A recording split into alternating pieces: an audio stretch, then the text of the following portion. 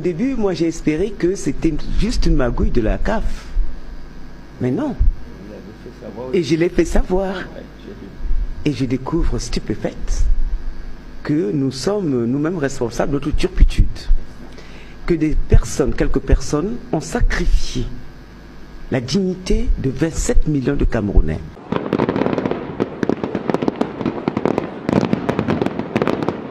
Je vous dis, la responsabilité du Cameroun dans le retrait, je dis bien le retrait de la CAN est de zéro.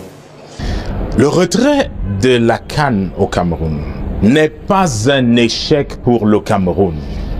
Il n'est pas un échec pour le Cameroun parce que le match a été sifflé à la 70e minute.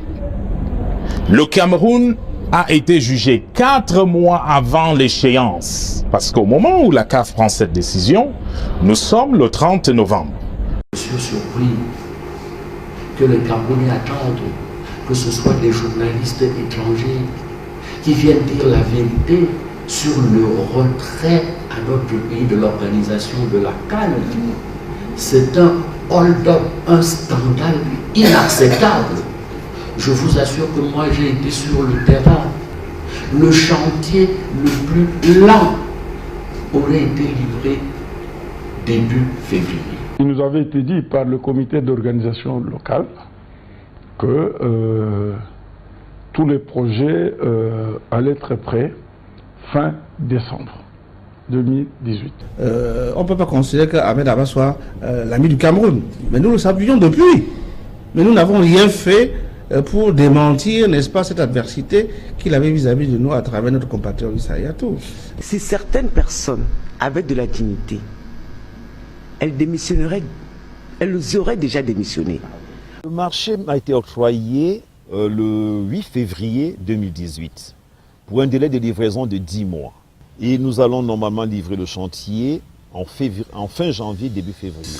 Après les dires du président de la CAF, la construction des infrastructures n'est qu'à moins de 60%.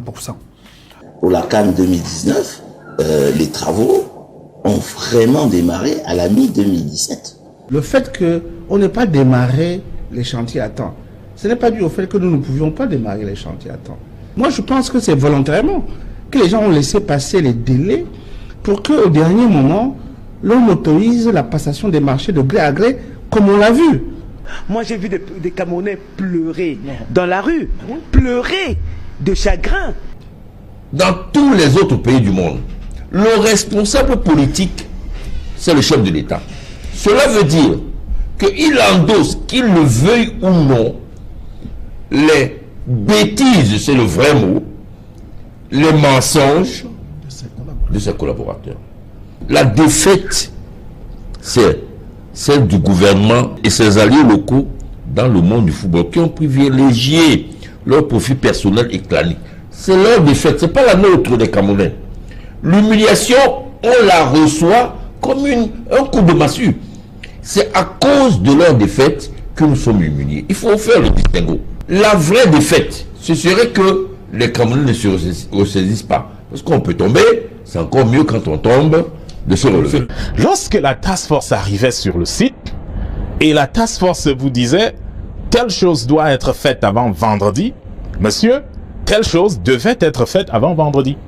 Parce qu'on a eu des responsables, des chefs d'entreprise mis en cellule parce qu'un délai avait été dépassé. Voyez-vous, lors de la dernière visite à Olembe, le technicien italien qu'on a interviewé a indiqué, il y avait un mois entre les deux visites, dernière visite, il a indiqué qu'ils ont déjà installé 6000 sièges.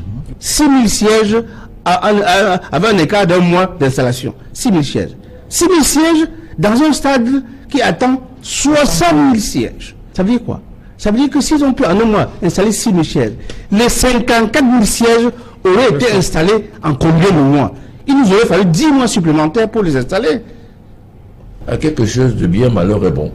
Peut-être que tant qu'on n'avait pas eu une telle humiliation, on n'aurait pas mesuré, on ne mesurait pas jusqu'où ce petit jeu de dernière minute, de bricolage, de replâtrage, on va y arriver, quoi qu'il arrive, impossible n'est pas camerounais, aurait continué jusqu'à présent. Je suis convaincu aujourd'hui que dans les atermoiements, les yo-yo, les moments de va-et-vient qu'on note autour de l'organisation de cette CAN, le Cameroun demeure le pays le mieux armé pour organiser la CAN 2019. À l'heure où